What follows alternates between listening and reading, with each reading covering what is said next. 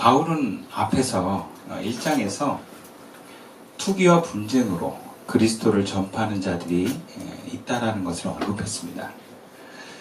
그들은 예수를 믿으면서도 율법을 지켜야 구원을 얻는다고 하는 유대적 그리스도인들로서 바울의 투옥을 못마땅하게 해석하면서 바울을 비난하는 자들이었습니다.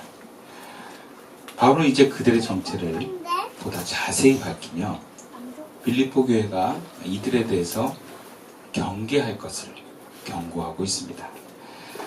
근데 이런 경고에 앞서서 바울은 빌립보 교인들에게 먼저 이렇게 권면합니다. 1절 말씀이에요. 끝으로 나의 형제들아 주 안에서 기뻐하라. 너에게 같은 말을 쓰는 것이 내게는 수고로움이 없고 너에게는 안전하니라. 주 안에서 기뻐하라. 이것은 사실 작별 인사로 해석하는 해석이 있는데 맞지 않습니다. 바울이 참 기뻐하라는 말을 참 많이 써요. 이것은 계속해서 흐르는 바울의 일관적인 주장이라고 할 수 있습니다. 그런데 오늘 본문에 특별히 주 안에서 기뻐하라. 그러니까 단순히 기뻐하라는 것을 강조하는 것이 아니라 주 안에 서 있는 것을 강조하는 것입니다. 즉 너희들이 복음에 머물러 있을 때 빌립보 교회는 이런 거짓 교사들로부터 미혹에 빠지지 않는 안전장치가 된다라는 의미로 해석할 수 있습니다. 그런 의미에서 교회와 교회는 늘 주 안에 머물러 있어야 돼요. 다른 편으로 복음에 머물러 있어야 돼요. 복음에 근거하여 교회의 사역과 성도 개인의 삶의 방향과 선택이 주어져야 합니다. 복음에 머무른다는 것은 복음의 근원이자 내용의 주체이신 예수님, 그 하나님이신 예수님 안에 머물러 있어야 된다는 말이에요. 이것은 예수 그리스도에 근거하여서 교회의 방향과 또 가정의 어떤 선택의 방향에 서 있으라는 말이죠. 그럴 때 우리는 이 마음 속으로 오는, 여러분의 생각 속으로 오는 거짓 교사의 유혹에 흔들리지 않을 수 있습니다. 여러분, 이 빌립보 교회 당시에는 눈으로 보이는 거짓 교사들이 있었지만 오늘날에는 눈에 보이지 않는 거짓 교사들이 있어요. 그것은 바로 여러분의 생각에 침투하는 교사들입니다. 너 이렇게 살아야 돼, 이렇게 선택해야 돼, 이렇게 준비해야 돼, 이것이 옳은 것이야 하면서 여러분들을 가르치는 어떤 생각들이 있을 거예요. 그게 다 하나님 소리가 아니라 그것이 거짓 교사의 소리인 경우가 많다는 거죠. 교회도 그러한 거짓 교사의 잘못된 소리에 선택하게 되는 것들이 있을 수 있음을 이야기합니다. 이번 명절에 주일을 포함해서 짧게는 일주일, 길게는 10일까지 쉬는 직장과 학교가 있었습니다. 그런 가운데 일반적으로 한국교회도요, 멀리 해외여행 가는, 그 지방에 가는 교인들 위해서 주일을 지킬 수 없는 성도들을 위해 친절하게 명절 가정예배 순서지와 그 안에 설교문까지 적어주는 교회가 많이 있습니다. 예. 제가 그 작업을 전에 교회에서 했었어요. 설교문을 쓰고 이제 그냥 그것만 읽으면 다 예배를 가정에서 드릴 수 있게 하는 것이죠. 정말 친절하게 배포를 해줬습니다. 정말 다 가져가요. 그만큼 작정하고 안 나오겠다는 거죠. 그래서 명절 때는요, 주일이 이런 경우는 그냥 50% 정도까지 주는 교회도 많이 있습니다. 우리 비 올 때 30%가 주고요, 명절에 50%가 주는 것이 일반적인 현상입니다. 근데 저도 예전 교회에서는 이런 일을 할 때 처음에는 좀 의아했어요. 좋게 생각하면 성도들 참 배려하는구나. 그들의 양심에 어떤 찜찜함을 좀 없게 해주기 위해서 그들이 주일날 예배해 드릴 수 있도록 교회가 배려해 주는 모습들. 근데 그곳에 있으면서 배려를 받고 좋아하는 분들도 계셨는데 어떤 권사님들, 특히 이제 나이 많은 권사님 중에 몇 분이 아니 우리는 주일날 예배 드리고 싶은데 왜 주일 저녁 예배를 안 드리냐 명절에 불만을 표현하는 분들이 있었어요. 왜냐하면 그 명절에 순서지를 안 주면 대개 주일 오후 예배를 안 드립니다. 예. 그러니까 제가 시간이 지나면서 성도를 위했는데 이게 정말 옳은 선택일까? 이게 주님이 기뻐하신 선택이었을까? 성도를 위한다고 하지만 혹시 예수님의 뜻은 배제하고 결정한 게 아닐까라는 의심이 들었어요. 저는 우리 교회도 개척 초기에 그런 시도가 있었습니다.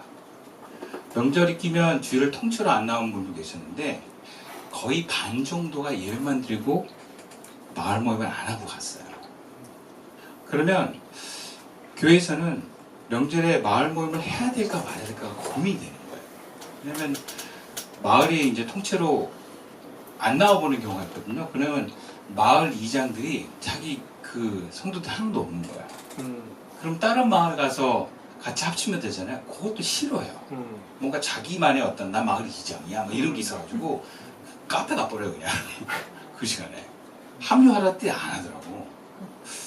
그러니까 그런 것들을 생각하면 뭔가 교회가 이렇게 좀 힘을 잃어버린 것 같고 그 시간에 막 개척할 때는 그런 에너지가 줄어드는 것에 대해서 신경이 많이 쓰이거든요. 그래서 제가 명절에는 마을만 하지 말까 이런 생각이 되게 많이 올랐었어요. 그런데 기도해보고 이렇게 얘기를 나눠보면서 느낀 거 그러면 안 되겠다. 올해 명절이기 때문에 더 지켜야 되지 않을까. 이것은 만나도 마찬가지였어요. 만나가 명절에 토요일날 끼어 있으면 쉬는 경우가 몇 번 있었거든요. 물론 빠질 수도 있어요. 명절에. 빠지고 가는 사람들을 비난하는 게 아니라 그런 상황에서 교회는 어떻게 할 것인가에 대한 선택을 어떻게 하는 게 참 목회자로서 굉장히 고민이 많습니다. 근데 제가 내린 그 마음의 결론은 명절이건 아니건 비거나 바람이 부나 우리는 예배를 지켜야 되겠다. 그런 확신이 들었어요. 마을 모임도 그렇지만 토요일날 만남 모임도 자꾸 이렇게 저렇게 옮기는 게 아니라 그냥 우리는 만남의 어떤 그 루틴대로 가고 모든 사람은 모든 대로 존중해주고 그렇게 가야 되겠다. 근데 그게 교회마다 좀 차이가 있습니다. 제가 아는 후배 교회는 명절에 아예 예배를 안 드려요. 순서지식으로. 근데 그 제안이 개척 초기에 그 교회에 가장 좀 나이 많으신 분이 제안했다는가. 우리 나한테 무슨 예배를 드립니까? 몇 명도 안 되는데. 그래서 그때 그 당시에 순서지고 명절에 예배를 아예 안 드렸대요. 근데 자기가 이렇게 목회를 하다 보니까 그거 아닌 것 같더래. 다시 들으려니까 못 드리겠다. 그렇더라고요. 여러분 교회가 뭐 어떤 정책을 했을 때 잘못된 방향으로 바꾸잖아요. 그러면 돌이키기가 굉장히 어렵다는 걸 알았어요. 그러니까 빌립보 교회가 바울을 돕고 뭔가 그들 안에 끈끈한 거 하나됨을 이뤄가는 굉장히 좋은 분위기 속에 있었지만 그들이 만약에 복음 안에 있지 못하다면 그들에게 오는 미혹들에 넘어갈 확률이 굉장히 많았을 것입니다. 바울은 그걸 경계하고 있는 거예요. 내가 없는데 너희들 그 미혹에 빠지지 않으려면 어떻게 된다? 그리스도 안에 서야 된다. 빌립보 교회가 늘 그리스도 안에 서 있으므로 이단과 잘못된 교훈으로부터 자신을 지켜 나갈 것을 권면하고 있는 것입니다. 그럼 목사가 여러분들의 삶을 다 가이드할 수 없습니다. 목사가 여러분들이 어떤 선택을 다 개입해서 혹은 관여해서 알려줄 수가 없어요. 여러분들 스스로가 다 하나님 안에서 선택해야 되는 것들이 참 많습니다. 그때 어떻게 해야 되겠습니까? 그리스도 안에 서십시오. 주님 안에서 주님이 기뻐하시는 기준으로 선택을 하십시오.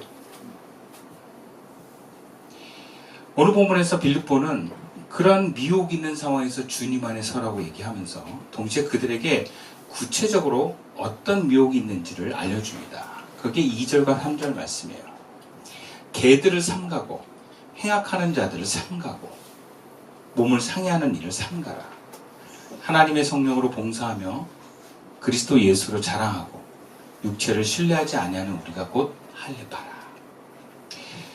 바울은 그들을 미혹하는 이들을 개들이라고 합니다.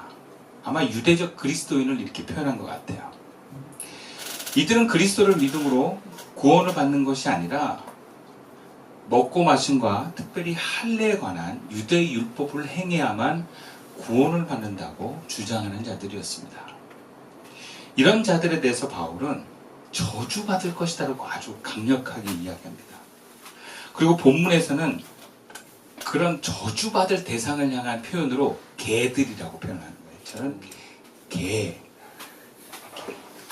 그만큼 약하다는 거예요. 이 미혹이 얼마나 하나님이 미워하는 것인 것을 얘기합니다.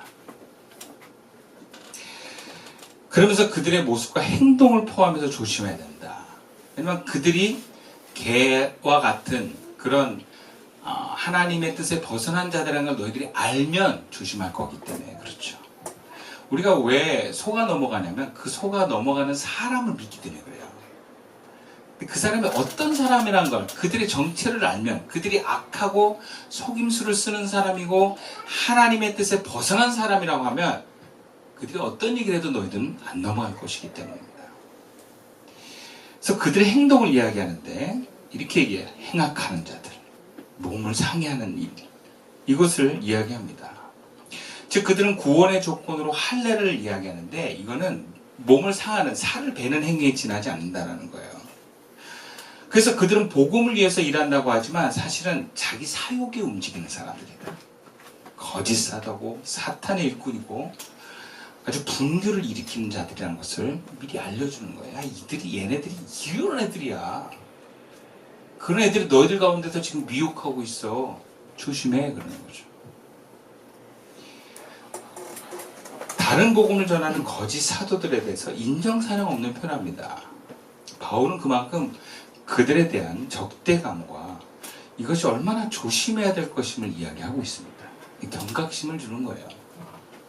교회가 그런 사람들이 아주 자연스럽고 쉽게 들어올 수 있는데 큰일 날 사람들이야 이렇게 얘기하는 거죠. 여러분 그래서 오늘 우리가 신앙생활 할 때도 마찬가지예요. 여러분들 안에 오는 생각들이 여러분을 파멸로 이끄는 생각들이 있을 수 있다는 걸 아셔야 돼요. 그냥 내 인생이 잘 될 거야. 왜? 난 교회 다니니까. 이렇게 생각하시면 안 돼요. 교회 다니고 하나님을 경외하니까 미혹이 있는 거예요. 잘못 선택하고 잘못된 방향으로 가도록 마귀가 실질적으로 여러분들 인도하는 겁니다. 교회 다니는 여러분들에게. 그러니까 정신 차리라는 거예요. 이것은 오늘날 우리들에게도 하신 이야기입니다. 너희들 개척교회야? 잘 되고 있어? 자랑할 만한 모습들 있어? 그래, 이제부터 우리 이제 전격적으로 너희들 미혹하려고 달려들 거야. 이런 일들이 우리에게도 일어날 수 있는 거예요. 정신 차려야 됩니다, 우리가. 다른 복음을 전하는 거짓 사도들에 대해서 이런 표현할 만큼 바울은 조심해야 되는 것을 알고 있습니다. 이런 빌립보교는 바울이 너무나 사랑하는 교회였어요. 바울의 정말 그 마게도냐의 첫 번째 교회였고 바울의 사역을 힘있게 도왔어요. 그리고 그의 가르침을 교회가 잘 받았습니다. 감옥에 갇혔을 때는 감옥에서 뭔가 수발을 해줄 조물 같은 일을 해주는 만한 사람 보냈어요. 얼마나 고맙겠어요. 얼마나 귀하겠어요. 그런 교회를 지금 마귀가 흔들려고 하고 있는 것입니다. 이들에 대해서 특별히 경계심도 그들에 대한 가르침도 무시할 만한 지식도 부족한 빌립보 교회로서는요 사실 위기였던 것입니다. 우리 삶에 이런 미혹의 세력이 등장합니다. 아까도 말씀드렸던 것처럼 뭔가 잘 되었을 때 성장하는 교회일 때 이런 미혹의 사람들이 교회 안에 오기도 합니다. 개인적으로 여러분들이 어떤 위기를 벗어나서 뭔가 은혜 가운데 있을 때 긴박감이 떨어지고 삶의 안정과 평안함이 주어졌을 때 여러분 이런 거짓 교사들이 여러분의 마음과 여러분의 가정에 스물스물 들어옵니다. 그래서 주님의 뜻과 맞지 않은 선택을 하도록 합니다. 여러분 그리스도인에게 중요한 것은 삶입니다. 삶으로 보여지지 않는 사람은 결국 주님과 동행하는 사람이라고 볼 수 있습니다. 본문에서 바울은 그런 거짓 교사들을 통해서 야 니들이 이들을 알아차려야 돼. 근데 이들을 어떻게 하냐? 가르치면 그들이 가르치면 옳고 그른지 너희들 잘 모를 수 있어. 근데 삶을 보면 알 수 있다. 그러면서 그들이 얼마나 악한 자들임을 얘기하면서 반대로 자신들과 같은 하나님의 뜻에 온전히 순종하는 제자들은 어떤 삶을 살고 있는지를 얘기해 줍니다. 그게 오늘 세 가지 얘기하는 거예요. 하나님의 성령으로 봉사하고, 그리스도 예수로 자랑하고, 육체를 신뢰하지 않는 사람들이야. 이렇게 얘기를 하는 거예요. 그럼 이것은 이런 지도자들이 너희들에게 참 가르침을 줄 거라는 것을 얘기하면서 동시에 너희들도 그렇게 살아야 될 것을 얘기하는 거예요. 그럼 우리가 어떤 사람이 미혹을 당하는지 아십니까? 미혹하는 사람의 말처럼 살고 싶은 마음이 있는 사람들이 미혹을 받아요. 마치 예를 들어서 요즘 이제 크게 사회적으로 이슈가 된 게 뭐냐면 청년들에게 20대 청년들에게 야 조금만 일하면 돈 많이 줘. 그러니까 날 믿고 따라가자. 캄보디아 가자 막 이러거든요. 갔더니 그 보이스피싱 하는 거 막 시키면서 마약 막 하면서 중독돼가지고 말 안 되는 막 가둬놓고 때리고 죽이고 하는 일들이 일어났어요. 근데 그게 몇백 명이래요. 한국의 청년들이. 갈 때 막 그렇게 친구들 유혹하는 거예요. 너 가서 친구 데려와. 그럼 친구가 야, 저 해외 가서 조금만 일하면 100만 원 준대. 요즘 청년들이 바로 그런 기대가 있거든요. 조금이라고 돈 많이 받는 거. 그런 욕심에 미혹을 가진 사람들이 그 소리에 바로 사로 넘어갑니다. 속아 넘어가는 거예요. 그래서 그 인생이 망하는 거예요.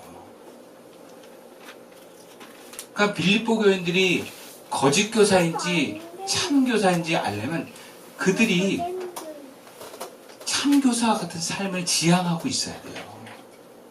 그게 어떤 삶이에요? 하나님의 성령으로 봉사하고 그리스도 예수로 자랑하고 육체를 신뢰하지 않는 것입니다. 이것이 너희들이 믿고 따라야 될 지도자의 모습이면서 너희들도 그런 삶의 방향으로 나아가는 모습이라는 거예요.